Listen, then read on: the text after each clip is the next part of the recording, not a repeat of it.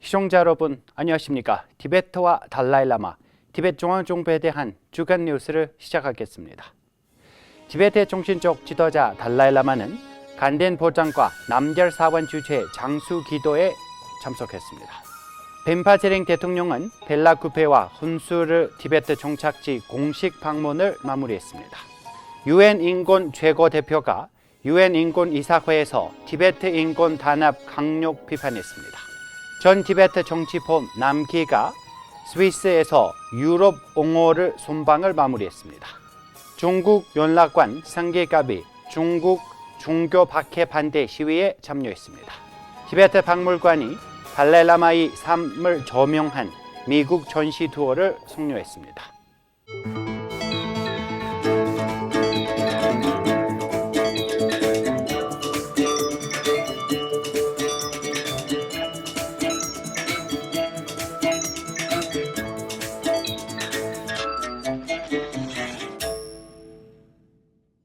제58차 유엔 인권 이사회 개막식과 함께 제네바 티베트 인권 단합 규탄 시위를 벌였습니다. 푸른 뱀의 해의 첫 번째 길상스러운 수요일에 남결 사원의 승려들과 전직 승려들 그리고 간덴 법장 직원들이 달라이라마의 장수를 기원하는 기도를 그의 관저에서 올렸습니다.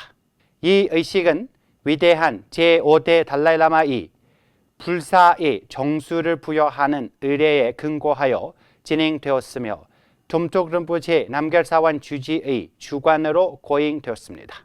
달라이라마는 감사의 마음을 전하며 티베트인과 전 세계를 위해 평생 노력해온 자신의 삶을 뒤돌아보았습니다. 또한 내면의 평화, 과학적 대화, 티베트의 지혜의 중요성을 강조하며 불교에 관심을 가진 중국인들을 포함한 모든 이들을 돕겠다는 자신의 헌신을 다시 한번 확인했습니다. 2월 20일부터 23일까지 펜파제링 대통령은 벨라쿠페 티베트 정착지를 방문해 주민들과 소통하며 지역 사회 문제를 논의했습니다.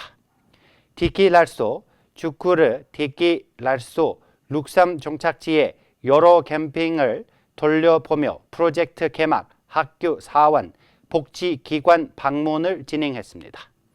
그는 중도 접근법, 인도의 지지, 인프라 개발의 중요성을 강조하며 단결과 책임 있는 리더십을 당부했습니다. 2월 25일 대통령은 벨라쿠페에서 티베트인 대중과 만나 제16대 가샥의 우선 과제를 설명하며 통치, 교육, 복지 정책을 강조했습니다. 중앙티베트 행정부 기록의 디지털화, 불교 경전의 지역 언어 확장, 중도적 접근 방식 옹호 등 발표하고 허위 정보의 위험성을 경고하며 정확한 정보 습득을 촉구했습니다. 같은 날 대통령은 혼수르 랍길랭에 위치한 종갈주디 사원의 참의식에 참석해 달라이라마의 장수와 티베트 자유를 기원하는 승려들의 의례를 참관했습니다. 16일에는 혼수르 14대 정착지를 방문해 인프라 및 주택 문제를 논의하며 정착지 강화를 위한 단결과 공통 노력을 강조했습니다.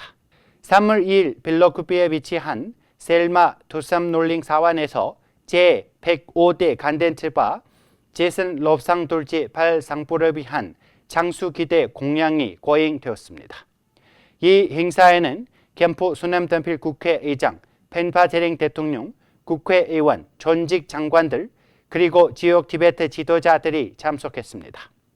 이후 국회의장은 제봉 가규 사원을 방문하고 고 아왕투르크 림포체를 위한 기도 모임에 조의를 표했습니다. 대통령은 두 곳의 남부 티베트 정착지에 대한 공식 방문을 마쳤습니다. 제57차 유엔 인권 이사회에서 볼커 뒤크르 유엔 인권 최고 대표는 티베트, 동투르키스탄, 홍콩에서의 심각한 인권 침해의 우려를 표명했습니다.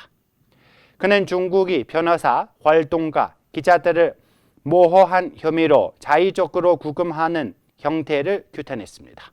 튀르크 최고 대표는 티베트에서의 표현의 자유, 종교, 교육 정책 제한이 정체성을 위험한 다고 지적하고 홍콩 국가보안법과 동투르크스탄의 조직적인 탄압을 비판했습니다.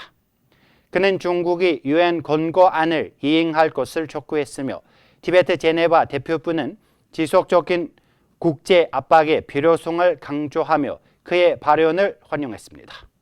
2월 21일 전직 티베트 정치범이자 활동가인 남키는 취리히에서 200여 명의 티베트인들 대상으로 연설하며 12일간의 유럽 옹호 투어를 마무리했습니다.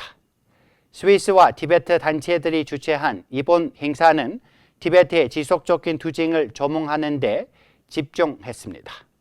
남키는 수감과 고문, 망명의 경험을 나누며 중국의 티베트 문화와 교육 탄압을 강조했습니다. 그녀는 청년들에게 전통을 지키며 티베트 옹호에 나설 것을 촉구했고 연설은 깊은 감동을 주었습니다. 이번 투어는 유엔 등 국제사회에서 티베트 문제를 부각시키고 티베트 공동체 내 단결과 회복력을 고취하는 계기가 되었습니다. 2월 22일 유럽 중국 연락관인 상계갑은 스위스 바젤에서 중국 기독교 단체의 조직한 시위에 참여했습니다. 이번 시위는 중국에서의 종교 탄압을 규탄하며 특히 2024년 지랭성에서 발생한 신자들의 대규모 체포와 고문 및 살해 보고를 강하게 비판했습니다. 상계갑은 연대의 뜻을 표하며 시진핑 정권 하에 강제 기숙학교와 문화 막살 정책 등 티베트가 오랫동안 겪고 있는 탄압을 강조했습니다. 그는 박해받는 공동체들이 단결하여 중국 정부의 정책에 맞서야 한다고 호소했습니다. 30여 명에 참석한 이번 시위는 종교의 자유를 촉구하며 중국의 인권 침해에 대한 더욱 강력한 국제적 대응을 요구했습니다. 정보 및 국제관계부 산하 티베트 박물관은 2월 3일부터 24일까지 미국 4개 주에서 진행된 전시 투어를 성공적으로 마무리했습니다.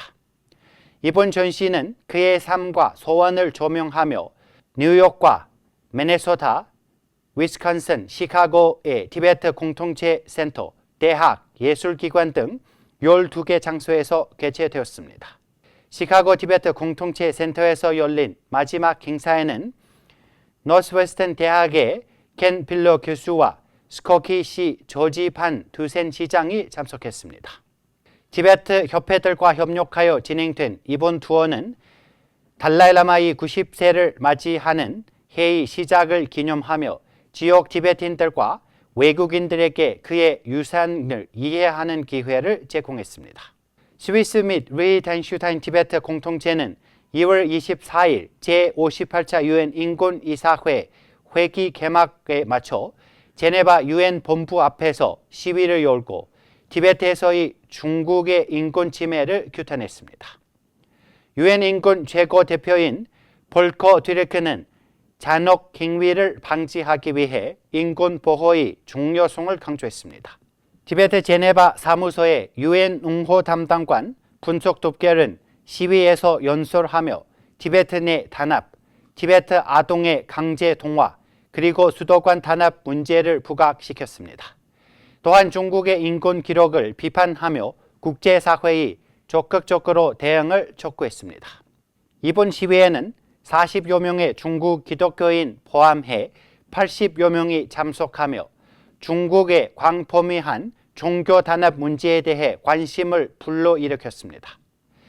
티베트 제네바 사무소에는 오는 4월 4일까지 계속될 이번 회기를 통한 유엔 회원국들을 대상으로 지속적으로 로비 활동을 펼칠 예정입니다. 저희가 준비한 뉴스는 여기까지입니다. 고맙습니다.